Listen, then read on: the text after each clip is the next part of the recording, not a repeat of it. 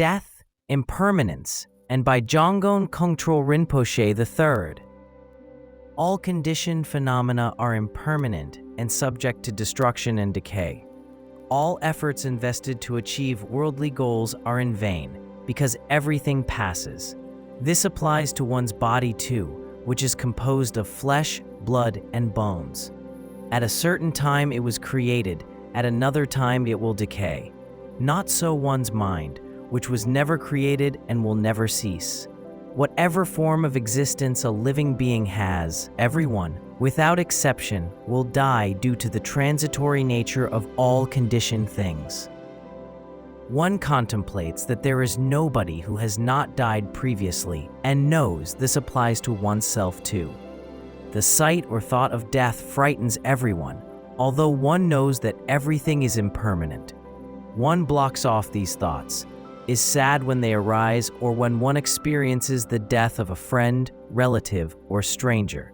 Sooner or later, one forgets and ignores the fact that this also applies to oneself. So it is necessary to repeatedly reflect the immediacy of death in order to understand that it is necessary to practice. Furthermore, the time of death is uncertain. Nobody knows how long they will live, nor when they will die, since many conditions cause death. Nagarjuna compared life with a flash of lightning and with a bubble, illustrating how brief and consuming life really is. He taught that life is so fragile that it is truly amazing that anyone manages to inhale after having exhaled, and that it is amazing that anyone wakes up in the morning after having fallen asleep. Life is precious and death is certain. It can occur any moment. Nobody knows if they will live long or not. Contemplating the transitory nature of all things and the immediacy of death stimulates one to practice Dharma diligently and not to waste one's time. We pray to our Lama for his guidance. One's friends and relatives make one happy with their kindness, but this does not last either. One spends a great deal of time being together with one's friends and quarreling with one's enemies. One rejects one's enemies and is attached to friends. Attachment and aversion are the basis for one's activities, and both are active karmic processes. One needs to contemplate impermanence and realize that life is transient. One's friends and family members in this life needn't necessarily have been the same in the past, nor be near again in the future. At death, everyone parts and nobody can accompany anyone. One is separated from those near and far without knowing one's destination. Nobody knows whether one will ever meet again. There is a well-known example of a famous and accomplished arhat named Noble Katyayana. He had spent a great deal of time in deep mental absorption in a cave. One day, he saw a woman holding a baby in one arm at the market. She was holding a fish she wanted to eat in her other hand. A hungry dog snapped at the fish, so she kicked it in rage. Noble Katyayana was a very accomplished meditator and saw the karmic link. The child the mother heedfully protected was her worst enemy in a previous life. The fish she wanted to eat had been her father, and the dog she kicked had been her mother. We are ignorant of karmic connections, which follow us from one life to the next, and which interdependence irrevocably entails. Our former enemies can become our best friends, whereas our best friends can become our worst enemies. We should therefore not be indulgent in our relationships during this life and develop no animosity towards enemies or attachment to friends. Antagonism gives rise to other mental emotions, which cause one to continue accumulating negative karmic habits and mental patterns. This is the reason why one should spend as much time as possible developing bodhicitta, the altruistic mind of awakening, which helps one realize the equal nature of everyone and all things. One contemplates that all living beings were once one's dear parents, and then one can experience genuine impartiality towards friends and foes. Again, no friend or enemy is able to protect one or assist at death. nothing accompanies one then. During life, one collects and hoards many things and wastes much energy in the process, which also brings on disturbing emotions. For example, the need to guard one's riches and fortunes. One was miserly and only accumulated negative karma, and so one owns a lot. At death, only one's negative karma sticks. Many people fail to be generous by making offerings and assisting the needy, and so they hoard and suffer the pangs of having to leave everything behind when they die. One's mind doesn't end at death. The only help one experiences at death is based upon one's practice of the Buddha Dharma during life.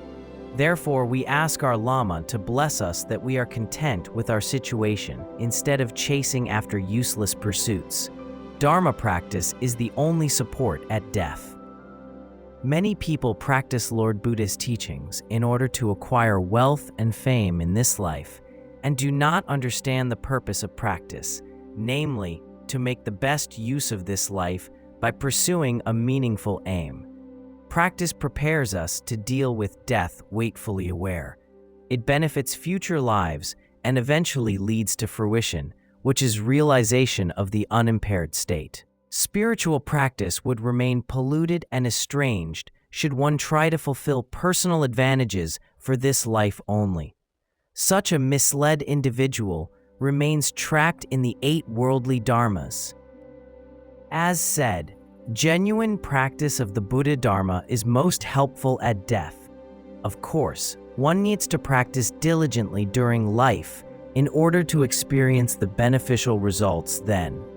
One has to prepare a proper setting for practice by eating healthy food and taking care of oneself.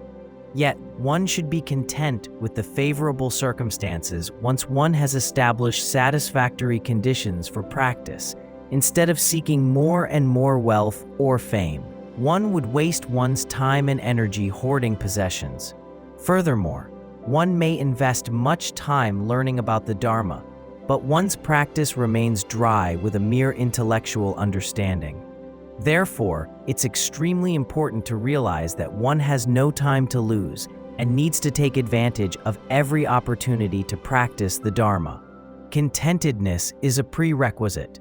We therefore pray to our Lama to inspire us to realize the futility of worldly concerns. At death, one is fearful and distressed, which is one's karma and is likened to a hurricane whirling one through the ensuing experiences. Yama, the horrendous messenger of death, drags one through the entire process. We pray to our Lama to look upon us with compassion and free us from rebirth in the chasms of one of the 3 lower realms of existence, the hell, hungry ghost, and animal realms. If one practices Dharma during this life, one will experience no fear at death, since one's mind will be peaceful and calm. Maintaining evenness by having habituated oneself to practice, nothing frightens one then. One engages in various practices that are preparations for the experiences of dying and death, especially the practice of the transference of one's consciousness into Dewachin, the pure Buddha field of Amitabha. If one hasn't practiced during life, death becomes a frightful experience. The dying individual does not know what is happening or where he or she will end up. Lodro Thai describes this state in the supplication as the black darkness of fear, a state in which the ravished mind passes through a foggy realm. Such an individual wanders from one life to the next without knowing where he came from or where he is going. After death, one's mind is blown by the wind of karma. All the results of one's actions ripen and one encounters the aching consequences.